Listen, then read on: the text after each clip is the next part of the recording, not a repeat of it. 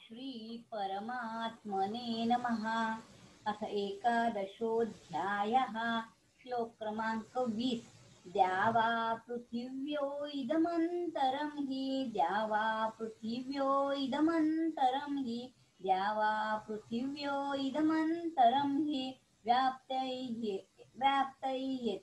एकेन दिशश्च सर्वा व्याप्तैहितैकेनेदिशः सर्वा व्याप्तैहितैव एकदिशश्च सर्वा दृष्ट्वाद्भुतं रूप उग्रं तदेवं दृष्टाद्भुतं रूप उग्रं तवेदं दृष्टाद्भुतं रूप उग्रं तवेदं लोकत्रय प्रव्यथन्त महात्मं लोकत्रयं प्रव्यथितं महात्मन् लोकत्रयं प्रव्यथितं महात्मन् द्यावा पृथिव्योरिदमन्तरं हि व्याप्तत्वयेकेन दिशश्च सर्वा दृष्टाद्भुतं रूपोग्रं तवेदं लोकत्रयं प्रव्यथितं महात्मन् द्यावा पृथिव्योरिदमन्तरं हि व्याप्तत्वयेकेन दिशश्च सर्वा दृष्टाद्भुतं रूपोग्रं तवेदं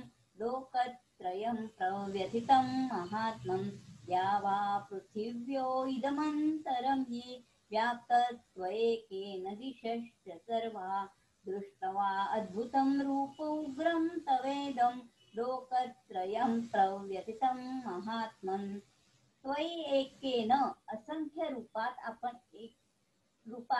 आपण एकच आहात. वासुदेव सर्वम. आपल्या रूपांची कोणी गणना करू शकत नाही, परंतु त्यात आपण मात्र एकच आहात. भगवंतात अनेक प्रकारची अद्भुत शक्ती आहे.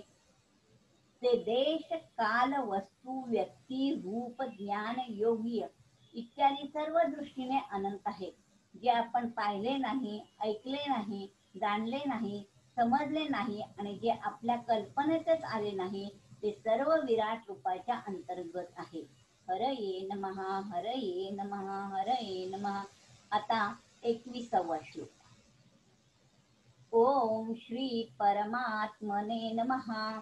अथ एकादशोऽध्यायः. श्लोक क्रमांक 21.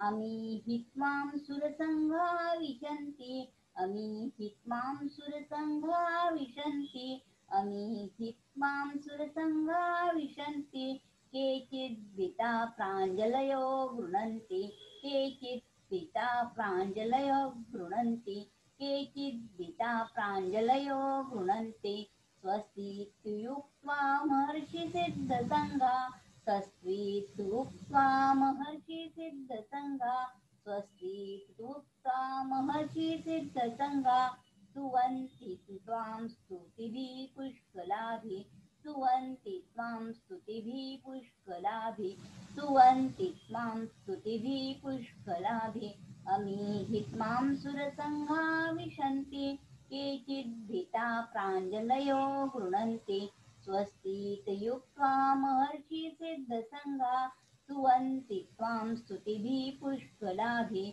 अमी त्वां सुरसंघा विशन्ति केचिद्भीता प्राञ्जलयो गृह्णन्ति स्वस्तीत्युक्त्वा महर्षिसिद्धसङ्घा स्तुवन्ति त्वां स्तुतिभिः पुष्कलाभिः अमी त्वां सुरसंघा विशन्ति केचिद्भीता प्राञ्जलयो गृह्णन्ति स्वस्तीत्युक्त्वा महर्षिसिद्धसङ्घा स्तुवन्ति त्वां स्तुतिभिः पुष्कलाभिः.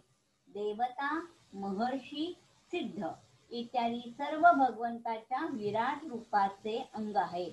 म्हणून प्रविष्ट होणारे, भयभीत होणारे, भगवंताच्या नाम आणि गुणांचे कीर्तन करणारे, तसेच स्तुती करणारे हे सर्वच भगवंत आहेत. आणि ज्याच्यात प्रविष्ट होत आहेत, ज्याच्यापासून भयभीत होत आहेत, ज्याच्या नामगुणांचे कीर्तन करीत आहेत आणि ज्यांची स्तुती करीत आहेत, तेही भगवंताच आहे. हे भगवंताच्या सगुण रूपाची विलक्षणता आहे. हरये नमः हरये नमः हरये नमः.